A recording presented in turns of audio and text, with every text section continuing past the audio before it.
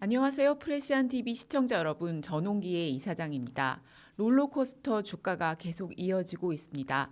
정부가 부동산 세제 개편안을 발표했지만 일부에서는 이러다 문재인 정부 시즌2가 되는 것 아니냐는 우려가 제기되고 있습니다.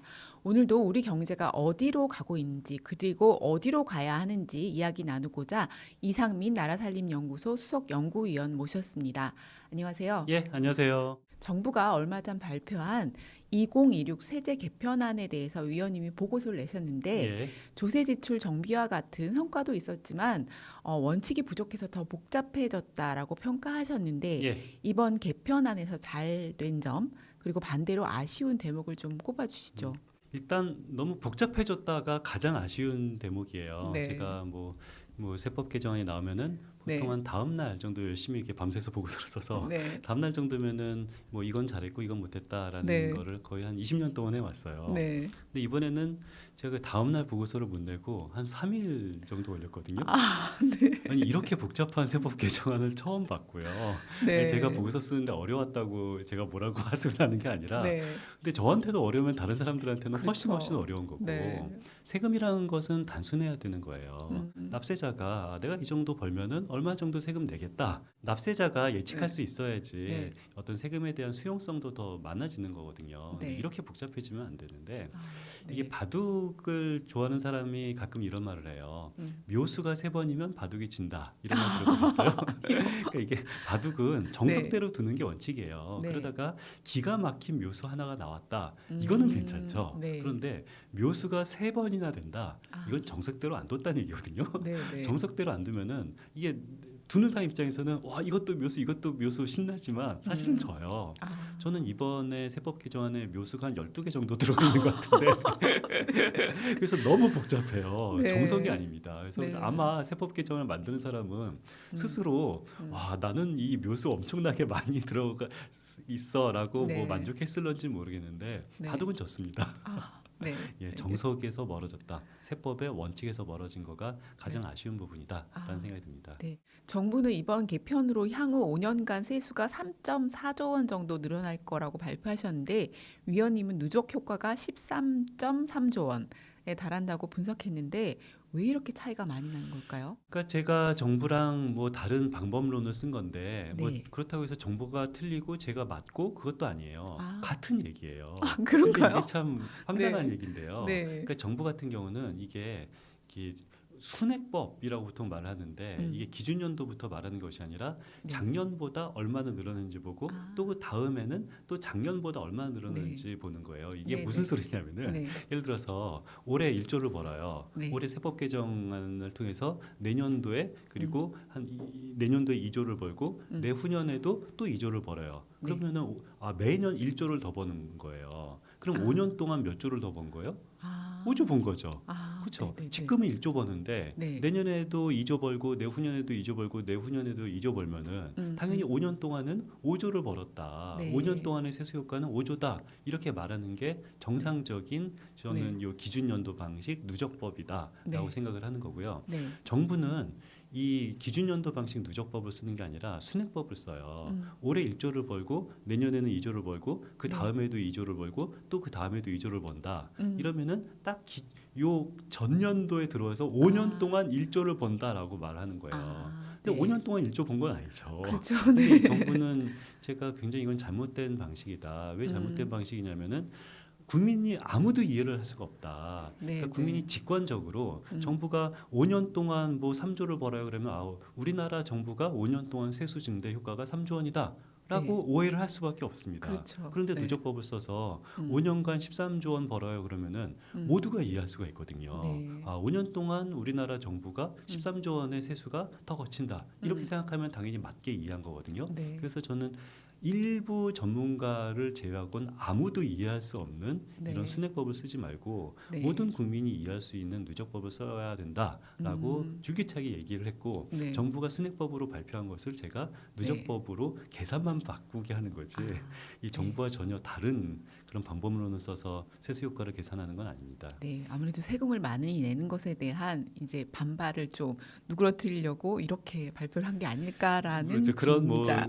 음모론도 가능은 한데요. 네. 거꾸로 말하면은 지난 정부 같은 경우는 감세를 했잖아요. 네. 감세를 해서 5년간 한 60조 원 이상 줄어드는 감세를 발표를 했어요. 네. 그럴 때 정부는 5년간 13조 원 줄어든다라고 발표를 했어요. 그럼 아, 국민들은 네. 윤석열 정부가 이 세법을 개정을 해서 우리나라는 5년 동안 세수가 13조 원 줄어들겠다라고 네. 오해를 하는데 아. 실제로 줄어드는 세수는 64조 원이었거든요. 네. 그래서 제발 국민들이 이해할 수 있는 방법을 쓰자. 그러게요. 그래서 네. 누적법으로 저는 항상 재계산하는 것이 매년 세법 개정안을 발표할 때마다 제가 하는 일입니다. 네, 알겠습니다. 이제 많은 분들이 좀 관심을 갖는 부동산 세금 이야기를 해보겠는데요. 우선 야당이나 보수 언론에서는 한국의 부동산 세금이 OECD 평균보다 높다라면서 이번 개편안을 강하게 비판하고 있는데 이게 맞는 얘기인가요? 뭐 틀린 말이죠. 틀린 말이고 이게 이 통계를 볼 때 네. 굉장히 이게 조심해서 봐야 돼요. 그러니까 네. 우리 재산세제라고 보통 말하는 OECD 통계가 있어요. 근데 네. 재산세제가 우리나라가 다른 OECD보다 높은 것은 사실이에요. 음. 재산은 부동산이잖아. 그렇기 네. 때문에 우리나라가 부동산 세제가 OECD보다 높다라고 통계를 잘못 해석하는 사람이 있는데 네. 재산은 부동산뿐만 아니라 모두 재산이죠. 네. 주식도 네, 재산이에요, 주식. 당연히. 그런데 우리나라 같은 경우는 금투세가 없잖아요. 그러니까 내가 1억에 그 산 주식을 2억에 팔았다. 거기에 대해서 1억 원에 내가 양도 차익이 생겼어도 세금을 네. 안 냅니다. 네. 자, 그런데 그 대신 우리는 이 양도 차익에 세금을 안 내니까 우리는 주식에 대한 거래세를 세금을 내죠. 네. OECD 정상적인 나라들은 거래세는 없거나 아니면 있어도 굉장히 작아요. 우리나라 같은 경우는 주식 거래세가 상당히 많죠. 그런데 주식에 대한 거래세는 재산세제에 속해요. 네. 그래서 우리나라는 주식 양도소득에 대한 소득세죠. 주식을 양도했을 때 내는 세금은 소득세인 거고 이 주식을 거래했을 때 내는 세금은 소득세가 아니라 이 재산세제에 속하게 돼서 네. 그래서 우리나라는 주식 거래세가 굉장히 높아서 재산세제 전체가 네. 또 높아지는 것처럼 보이고요. 네. 네. 또 우리나라는 상속세도 OECD보다 좀 높은 편입니다. 네. 상속세도 재산세제에 속하는 거죠. 아니 그러면은 왜 우리나라는 이 주식 거래세도 높냐라고 하면은 주식 거래세 높은 이유는 양도소득세가 없어서 높은 거예요. 저는 양도소득세를 도입을 한다면은 네. 당연히 주식 거래세는 낮추거나 없애도 된다고 생각하고요. 그럼 우리나라는 상속세가 왜 높냐? 그 연구 결과를 보면은 네. 소득세와 상속세는 반비례 관계가 있대요. 소득세가 높은 나라는 네. 상속세가 좀 낮고 네. 상속세가 높은 나라는 소득세가 낮아요. 우리나라는 소득세는 낮고 상속세는 네. 높은 나라입니다. 네. 그럼 우리나라는 상속세가 너무 높아서 안 좋다라고 주장을 하시는 분은 오케이 그럼 소득세를 높이고 상속세를 낮추자. 저는 네. 그거는 괜찮다고 봐요. 네, 네. 근데 그거는 싫어하잖아요. 그래서 우리가 이 경제를 공부한 사람들은 절대로 하지 말아야 될 알아야 되는 거는 양손에 떡질 수가 없다라는 말이 저는 이 경제 공부한 사람이 가장 중요한 거거든요. 보통 네. 기회비용이라고 말을 하잖아요. 경제는 높으면 좋은 것도 아니고 낮으면 좋은 것도 아니고 네. 적절한 거. 적절한 이 균형을 맞추는 게 거의 뭐 세제나 뭐 예산이나 경제나 항상 균형을 맞추는 게 중요한 건데 네. 우리나라는 뭐 이 우리가 높은 세금도 있고 낮은 세금도 있어요. 그러면은 낮은 세금은 가만히 냅두고 이거 왜 높냐 그렇게 말을 하는데 네. 그게 다시 정리하자면 네. 이 상속세가 높은 이유는 소득세가 낮으니까 그리고 주식 거래세가 높은 이유는 주식 양도차익에 아예 세금을 부과하지 않으니까 그렇기 때문에 우리가 이 재산세제 전체가 좀 높은 것처럼 보여요. 네. 그러면 다시 질문으로 돌아와서 네. 그럼 부동산 관련 세제가 높냐? 재산세제가 높은 것은 팩트. 네. 부동산 세제가 높냐라고 했을 때 부동산 세제는 이 보유세와 거래세인 거죠. 네. 보유세 같은 경우는 우리는 굉장히 낮습니다. OECD 어느 국가까지는 아니고 OECD 평균보다 꽤 낮은 편이 네. 이 보유세인 거고요. 특히 보유세가 높은 나라가 이스라엘, 미국 이런 나라들은 보유세가 어마어마하게 높아요. 네. 그래서 뭐 이스라엘, 미국 좋아하시는 분들도 많은데 네. 저는 이스라엘과 미국의 어떤 장점을 우리나라에 도입해야 된다라고 특히 이스라엘과 미국을 좋아하는 사람일수록 그 얘기를 해야 될 것 같아요. 네. 이스라엘, 미국 얼마나 훌륭한 나라입니까? 보유세가 높고 그런 네. 이스라엘과 미국과 같은 장점이 네. 우리나라에도 저는 도입이 돼야 된다고 생각하고요.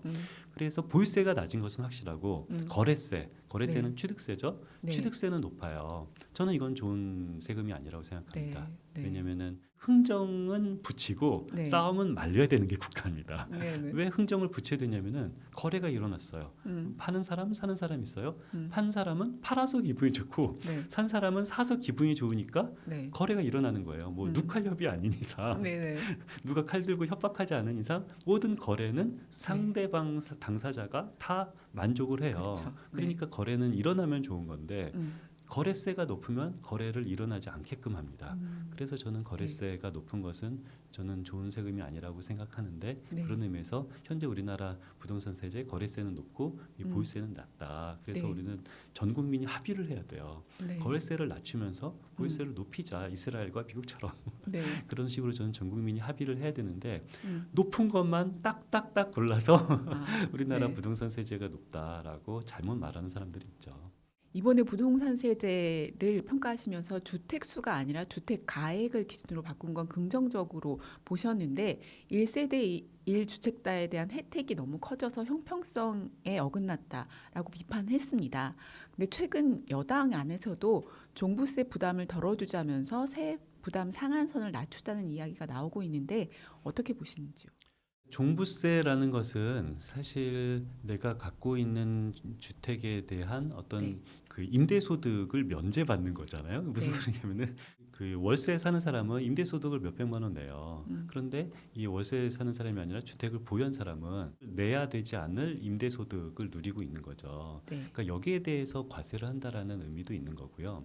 그리고 우리가 좀 오해를 하고 있는 게 네. 어떤 주택 보유세, 어떤 부동산 보유세를 높이자라는 것은 뭔가 좀 부자가 세금을 많이 내고 좀 부의 재분배를 하는 그런 진보주의자 형평성을 말하는 사람들이 주장을 한다라고 오해를 할 수가 있어요. 근데 저는 효율성에 대해서 굉장히 관심이 네. 많은 시장주의자로서 네. 저는 부동산 보유세는 올려야 된다라고 생각을 하거든요. 네. 미국과 이스라엘, 제가 좋아하는 미국과 이스라엘을 보면은 네. 거기가 보유세가 왜 높을까요? 이 어떤 부자가 세금을 많이 내서 뭐 가난한 사람에게 돈을 나눠주기 위한 그런 형평성을 위해서 미국이 보유세를 높일까요? 아니에요. 네. 미국은 굉장히 시장의 효율성을 중시하는 나라잖아요. 네. 자, 이게 한정된 재원이 부동산에 뭐 10억, 20억, 뭐 100억 있는 부동산에 머물고 있어요. 사회 부가가치가 올라가지 않아요. 그렇다면은 이 부동산을 보유하고 있는 사람이 세금을 만약에 1% 정도의 보유세를 내요. 그러면은 그 부동산에서 부가가치와 효용이 1% 이상 창출할 수 있는 사람만 그 부동산을 보유하게 됩니다. 자, 그런데 나는 이 부동산에서 부가가치와 효용을 1% 이상 창출을 못할 거야. 그러면은 팔아야죠. 네. 만약에 보유세가 낮으면은 그냥 안 팔고 버팁니다. 왜? 버티면 승리하잖아요. 이거 언젠가 20년 뒤, 30년 뒤에 이 부동산 가격이 오른다. 나는 네. 버티면 승리한다라고 해서 안 팔아요. 네. 그런데 이거는 보유세가 낮을 경우에 버티면 승리할 수 있지만 보유세가 높으면은 절대 버틸 수가 없어요. 그렇죠. 1%씩 매년 세금을 내봐요. 어떻게 버팁니까? 네. 그럼 팔아야죠. 네. 누구에게 팔면은 내가 갖고 있는 부동산을 가지고 나는 1% 이상의 부가치를 창출하지 못하지만 어떤 사람은 그 부동산을 1% 이상의 부가치를 창출할 수 있는 사람만 1% 네. 이상의 효용을 누릴 수 있는 사람만 나의 부동산을 구매를 하는 겁니다. 네. 자, 경제하는 사람들이 제일 싫어하는 게 경제하는 사람들은 모든 자산은 다 부가가치 창출과 효용에 도움이 돼야 된다고 믿고 있어요. 그래야지 GDP가 올라가는 거 아닙니까? 그런데 이 무수익 자산, 저수익 자산은 경제 발전에 굉장히 저해되는 요소인 거고 네. 그래서 이 부동산이 무수익 자산 또는 저수익 자산이 아니라 아주 적극적인 고수익 자산 그리고 이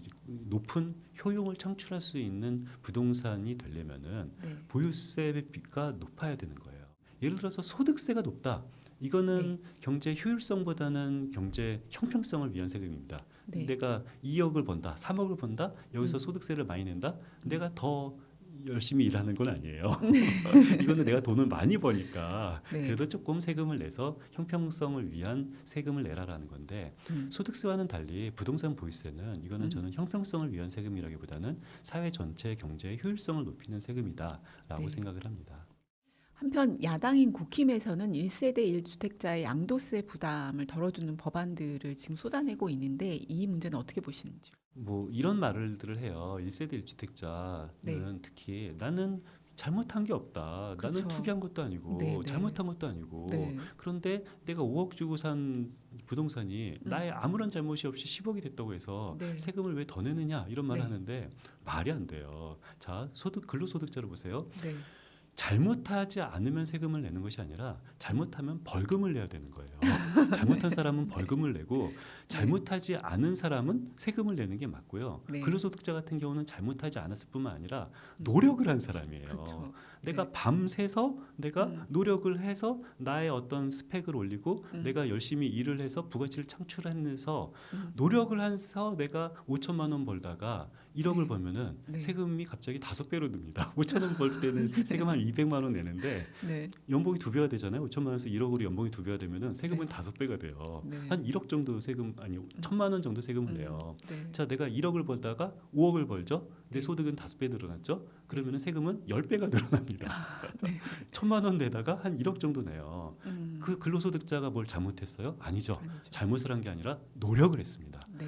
노력을 해서 내 소득을 올린 사람은 세금을 많이 내고 잘못을 하지 않고 노력도 하지 않고 가만히 앉은 자리에서 부동산 가격이 오른 사람은 세금을 내야 되는 거고요. 네. 잘못을 한 사람은 벌금을 내야 되는 겁니다. 근데 잘못을 한 사람 하지 않았다고 해서 세금을 안 낸다는 것은 네. 아니, 노력한 사람은 세금을 더 많이 내는데 잘못을 안 했다는 사람이 왜 세금을 내지 말아야 되나요? 최소한 노력해서 돈 번 사람보다는 세금을 네. 더 내야 되는데 네. 그 사람들보다 세금을 안 내겠다라고 말하니까 네. 경제가 어떻게 되겠습니까? 저는 앉으서나 경제 걱정만 하지 네. 형평성 걱정하는 사람이 아니거든요. 아, 네. 알겠습니다.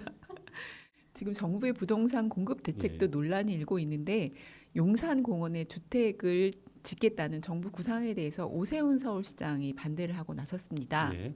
그래서 오 시장은 최근 국무회의에서도 용산에 주택을 공급하는 방안에 대해서 반대하면서 차라리 재건축, 재개발 규제를 풀어달라고 요구했고 20일 건교부 장관을 만났는데 서로 입장 차이를 좁히지 못했다고 합니다. 오세훈 시장의 주장에 대해서 좀 어떻게 보시는지요? 부동산 가격이 올라가는 것을 막기 위해서 뭐 공급만 하면 된다라고 네. 믿는 사람들이 있어요. 근데 네. 부동산은 이게 그냥 이 주식과는 또 달라서 네. 이게 시장 경제가 정확하게 작동이 안 되는 부분, 최소한 시간차가 있어요. 사실 서울은 차라리 전 세계 큰 대도시 중에서 집값이 의외로 그렇게 비싼 곳은 아니에요. 그런가요? 공급을 무한정 올릴 수는 없어요. 네. 지금 오세훈 시장이 재개발, 재건축을 한다고 하면은 오케이. 빈 땅이 없어요. 빈 땅이 없기 때문에 기존 주택을 멸실을 하고 재건축을 해야 되는 겁니다. 네. 자, 그렇다면은 실제로 오세훈 시장은 뭐 이렇게 재건축, 재개발을 한다고 그 계획이 있어요. 그 계획을 보면은 멸실되는 주택 수와 새로 네. 공급되는 주택 수를 보면은 놀랍고 안타깝게도 멸실되는 주택 수가 더 많아요. 자, 공급은 물론 뭐 한 5년 뒤에는 공급이 되겠죠. 네. 근데 공급이 바로 뭐 한두 달 사이에 건물이 짓는 것은 아니고 멸실을 하고 다시 부수고 거기서 네. 공급을 하고 그 사이에서 시간차가 생기는 거고요. 네. 그 시간차가 내년 내후년에는 오히려 공급량보다 멸실량이 더 많아지는 굉장히 안타까운 통계가 있고요. 네. 이런 상황에서 저는 너무 걱정이 되죠. 지금 네. 서울 전월세 가격이 폭등하는데 점점 멸실 주택은 늘어나고 있고 그래서 네.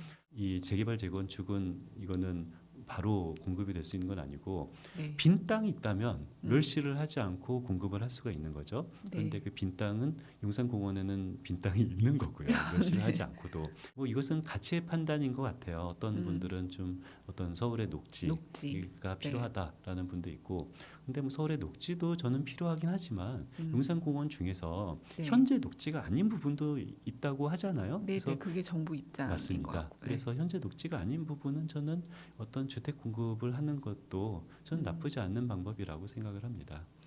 ISA 개편안도 논란이 되고 있습니다. 많은 사람들이 반발을 해서 정부가 미사용 한도 2월이나 무기한 계약 연장 같은 기능을 다시 살려주는 쪽으로 핀셋 수정을 하겠다는 쪽으로 입장을 좀 바꿨는데요. 예. 어떻게 보시는지요?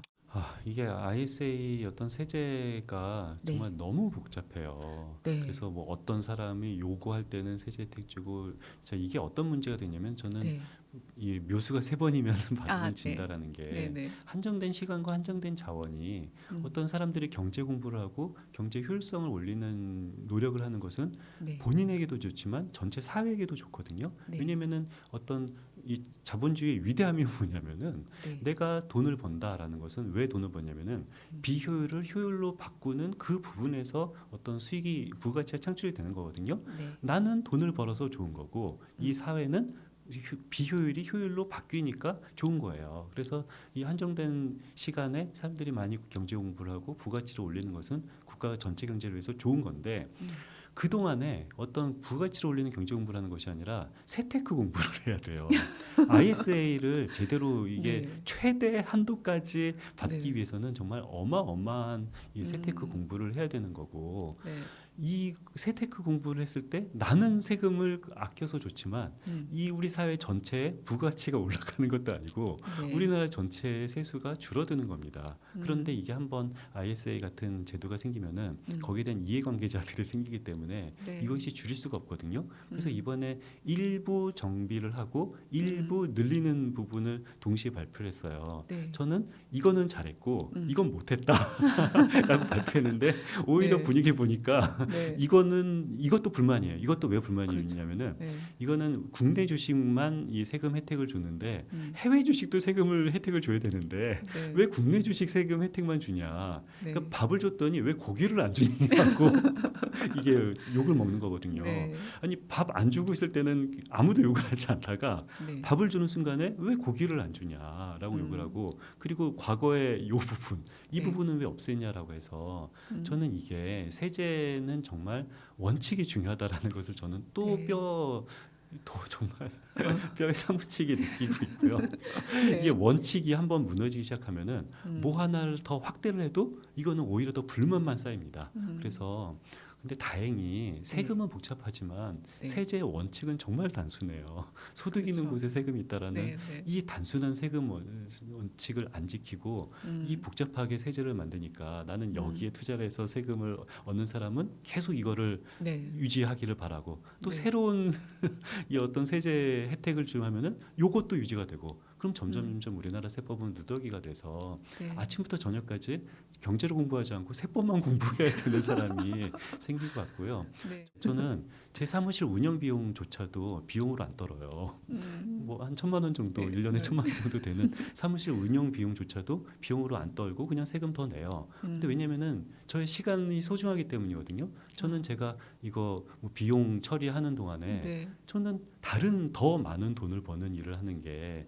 나한테도 더 좋고 네. 국가를 위해서도 더 좋다라고 생각을 해요. 네. 시간은 돈이니까. 그런데 좀 생산적으로 돈을 벌 사람이 세테크만 하게 만드는 게 네. 지금 올해 발표된 어떤 세법 개정안이 아닐까라는 생각으로 굉장히 네. 안타깝죠. 네. 국내 증시가 계속 불안한 모습을 보이고 그래서 롤러코스피라는 별명까지 얻게 됐는데 그런 와중에 미국 30년물 국채 금리가 2007년 이후 최고 수준까지 치솟았는데요. 그래서 글로벌 금융시장도 조금 불안정한 상태가 됐습니다. 왜 이런 현상이 벌어졌고 그리고 앞으로 우리 시장에는 어떤 영향을 미칠 거라고 보시는지요? 뭐 미국 금리만 오르는 게 아니라 우리나라 국채도 뭐 네네. 어마어마하게 올라요. 네네. 뭐 10년물 뭐 4%가 훌쩍 뛰어넘고 20년물 거의 뭐 5% 가까이 되고요. 네. 뭐 과거에 좀 쿠폰 낮은 국채 금리는 6% 넘는 그런 네. 국채 상품도 있고 네. 저는 뭐 너무 놀라워요. 아니 대한민국이 뭐 망하는 나라도 아닌데 네. 국채 뭐한 6% 이상 국채 금리를 줄여야지 국채를 인수하는 사람이 있다라는 거는 굉장히 안타까운 일인 거고요. 금리가 네. 올라가는 건 당연히 뭐 좋은 거는 아니고요. 근데 왜 그런지는 일단 모르죠. 그런데 뭐 이것을 함부로 뭐 짐작할 수는 없지만 네. 최소한 일부 영향은 주식이 너무 무서워졌어요. 네. 그래서 뭔가 주식 시장이 롤러코스피가 되면서 돈이 채권 시장에도 몰리고 금리는 더 올라가고 그럼 투자는 줄어들고 네. 그래서 이런 좀 악순환이 되고 있는 것 같아서 좀 안타까운 측면이 있죠. 네. 되게 재미있는 정책 제안을 하셨더라고요. 요즘 일도 구직 활동도 하지 않는 쉬었음 청년이 역대 최고라고 하는데 19세에서 29세 사이는 47만 명, 그리고 39세까지 넓히면 72만 명에 달한다고 하는데요. 그래서 취업 공백기 페널티를 피하려고 일부러 졸업을 미루는 청년들을 위해서 졸업 실업급여를 주자라고 제안하셨는데 예. 이게 어떤 건지 좀 설명 부탁드립니다. 그러니까 우리 청년들 어떤 삶의 그 과정 속에서 가장 취약한 부분이 있어요. 언제 가장 취약하냐면은 우리 백수증을 받습니다. 백수증이 뭔지 아세요?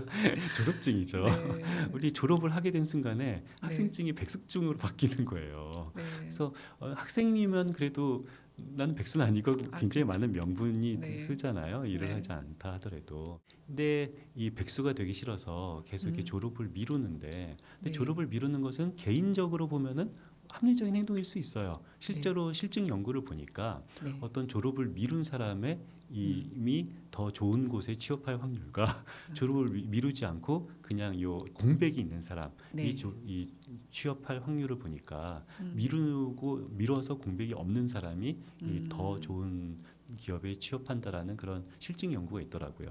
문제는 네. 저는 개인의 합리적인 선택이 전체 사회의 부가치를 그렇죠. 높이는 거라면 좋은 네. 건데 네. 개인의 합리적인 선택이 어떤 이 경제 활동 시기를 점점 늦추고 사회 전체로는 더 부담이 되는 그런 안타까운 일이 벌어지는 거잖아요. 네. 자, 이랬을 때 저는 졸업을 좀 미루지 않는 방식의 졸업 실업급여를 받자. 근데 졸업 실업급여 뭐냐면은 직장에서 요 뭐 그만둔 사람이 받는 실업급여 있잖아요. 네. 그런데 학생을 이제 그만두게 된 게 바로 졸업인데 네. 이때 우리 고용보험에 국가가 미리 대납을 해주자. 뭐 한 1년 가까이 정도 네. 이 고3 또는 대학교 4학년 아니면은 뭐 대학교 2학년 졸업 앞두고 한 1년 정도 나를 위해서 학생을 위해서 국가가 이 졸업 그 실업급여를 대신 내주는 거예요. 고용보험을 대신 가입해주면 네. 내가 졸업한 순간에 나는 취업할 수도 있고 진학할 수도 있어요. 그러면은 실업급여 못 받는 거죠. 그런데 내가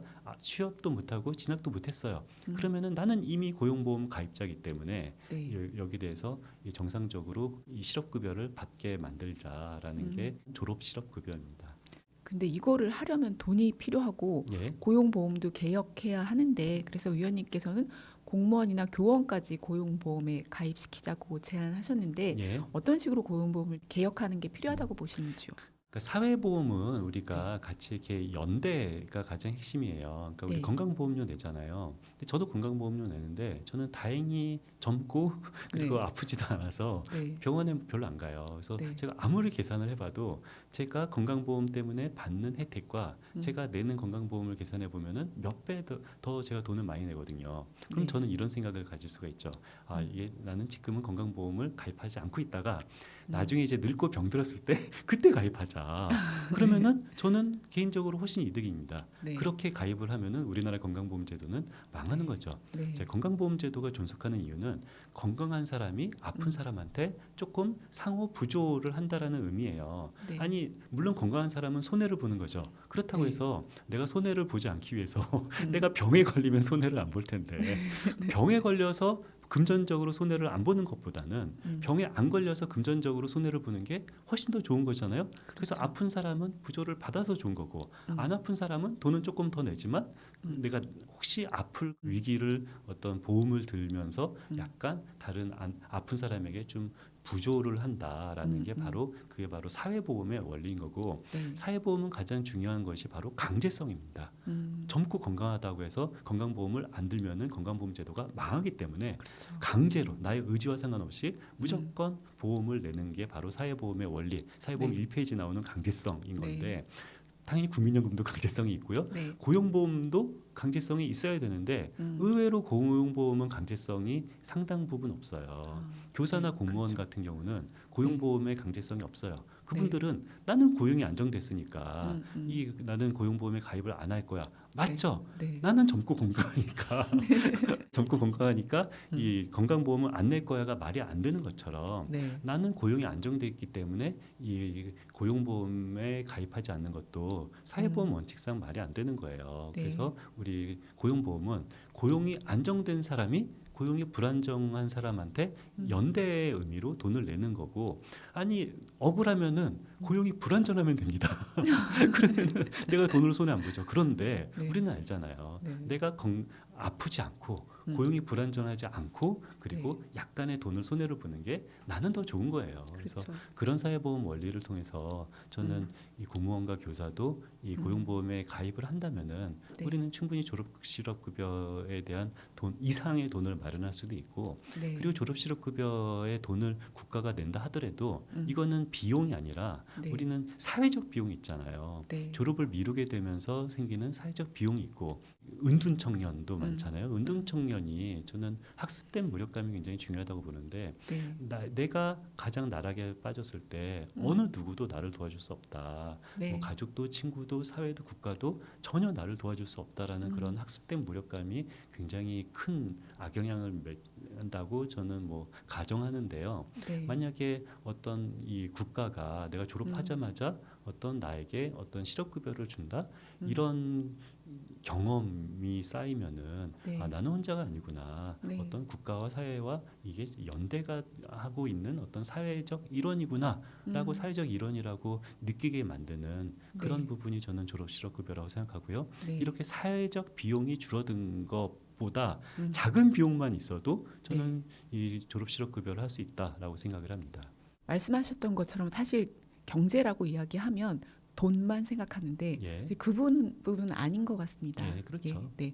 그래서 지금 청년들의 삶에 대해서 많은 분들이 걱정하시는데 제안하신 것처럼 졸업 실업 급여를 통해서 이 청년들에게 사회와 국가의 존재의 의미를 든든한 백이라는 의미를 깨닫게 해주는 게 훨씬 큰 경제 효과가 아닐까 이런 굉장히 생각이 좋은 어딩입니다. 감사합니다. 이런 생각을 하면서 오늘 인터뷰를 마쳐볼까 합니다. 위원님 오늘도 좋은 말씀 감사합니다. 예, 감사합니다. 네, 다음 달에 뵙겠습니다. 예. 네.